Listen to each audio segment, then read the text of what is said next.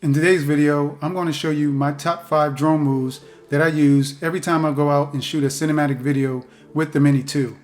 I'm also going to show you my settings and the stick movements necessary to capture smooth footage just like this.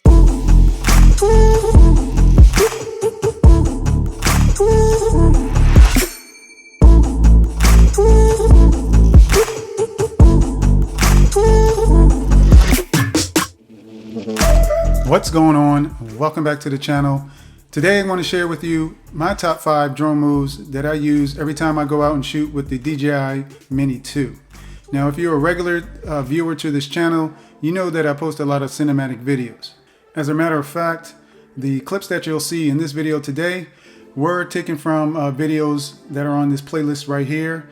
I also left a link in the description below, so you can go ahead and check that out, of course, after this video. So these moves aren't listed in any particular order based on the level of difficulty. However, I will share with you my most favorite move at the end of the video.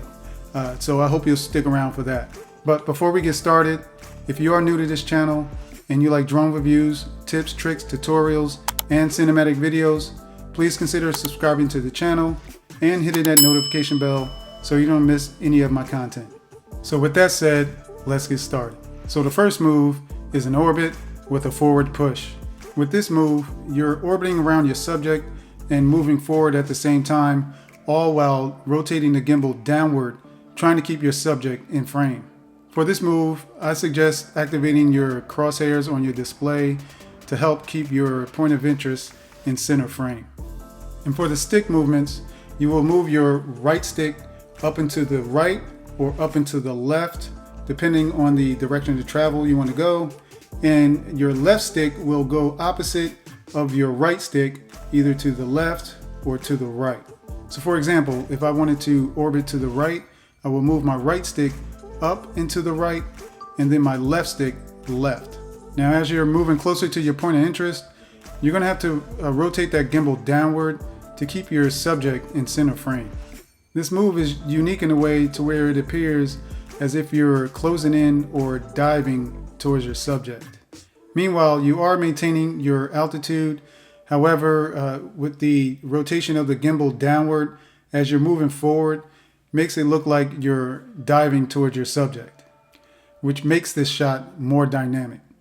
Now this shot can be done in either cinematic mode or normal mode. I prefer to do it in normal mode because cinematic mode seems to be a little bit too slow for this type of maneuver. Now the next shot is the pullback reveal. Now this move is one of the easier moves to do because it only involves one stick, and that's the right stick to the rear. However, it does require a little finesse on the gimbal wheel. And this is why I suggest going into your gimbal settings and lowering your gimbal pitch speed to slow it down. So this shot can be done in cinematic mode or normal mode or even sports mode if you like. But I prefer to do it in either cinematic mode or normal mode based on the mood of my video.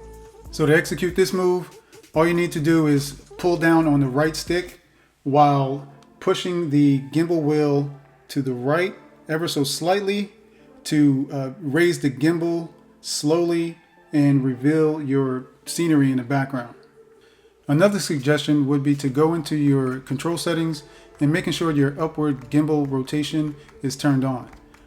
So what this does is allow your gimbal to raise 20 degrees past 0.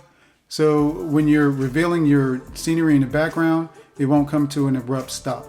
So when you're editing your footage in post, you want to do your in cut when the gimbal is still in motion. Next up is the top-down shot. Basically, this is one of the easiest moves you can do and one of the most effective moves you can do if placed correctly inside your video. This shot can be done in many ways, either forwards, backwards, side to side. However, I like to add a little spin on it while increasing in altitude, just to make it a little bit more interesting. As far as the settings for this move, I like to activate my crosshairs and then go into my gimbal settings and lowering my yaw speed for whatever mode I'm filming in. This will definitely help out when you're trying to get that smooth and continuous spin upwards. Now the stick movements for this only involves one stick, which is the left stick, either up and to the left or up and to the right, depending on which direction you want to spin. To execute this move, just point your gimbal straight down 90 degrees and put your point of interest center frame. All you need to do is just put your crosshairs right in the middle and then move your left stick up and to the left or up and to the right. So it's not going to be a hard push to the upper left or upper right. You're going to want to feather the left stick so you can get a smooth and continuous spin upwards. I'm a fan of this shot because it's a combination of a top down and a reveal shot. So as you're spinning upwards, you're revealing more and more of the landscape down below. If you can introduce other movement in the shot like a car or people walking, it'll make the shot even more interesting. So before we move on to the next move, if you're enjoying this video or finding it useful or even both, please give it a like. This helps YouTube push it out to more people like you who are searching for content just like this. Alright, so next on our list of my top 5 drone moves with the DJI Mini 2 is the fly through. Now flying 200 to 300 feet in the air, showing off the landscape is great. However, some of the best shots that you're going to get is when you're flying close to objects. It demonstrates that you have a certain level of confidence and a certain level of skill to pull off this move. Also, this move is that much more interesting and dynamic just because of the risk it takes to get this type of shot. Now, of course, you want to make sure your Mini 2 can fit through the space that you're trying to fly through. And also, I suggest, if it's possible, either standing close to your drone or even behind your drone to line up your shot. So what I do is just put my crosshairs right in the middle of where I want to fly through and then push forward, slow and steady.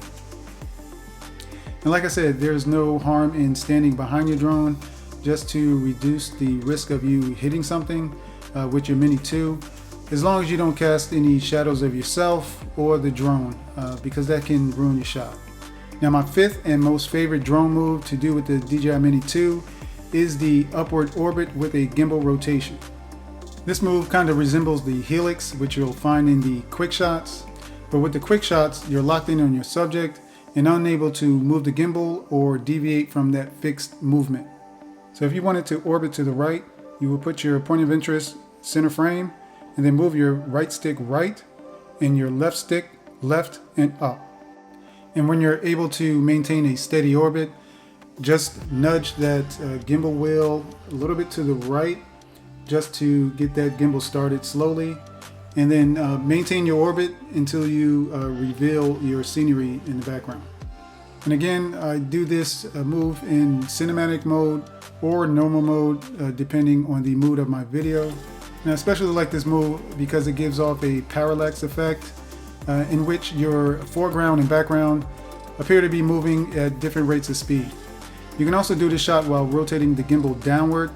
Now this shot was one continuous shot, and once I reached the maximum range of the gimbal going upwards, I started to bring it down. So when it was time to insert it into my video, I broke it up into 2 separate shots and placed it in 2 separate areas of my video. And one more tip, if you're editing your videos and find that your drone movements are moving more in one direction, you can reverse the clips just to switch it up, as long as there's no other movement in a shot, like moving cars or people walking. So what do you think? Those are my top 5 drone moves that I use with the DJI Mini 2. I have a couple of simple shots mixed in with a few more complicated shots. However, when I do add them to my videos, it gives it a little bit more dynamic flair. Speaking of which, don't forget you'll find those drone moves in the videos in this playlist right here. Go ahead and check it out, and I'll see you guys on the next video.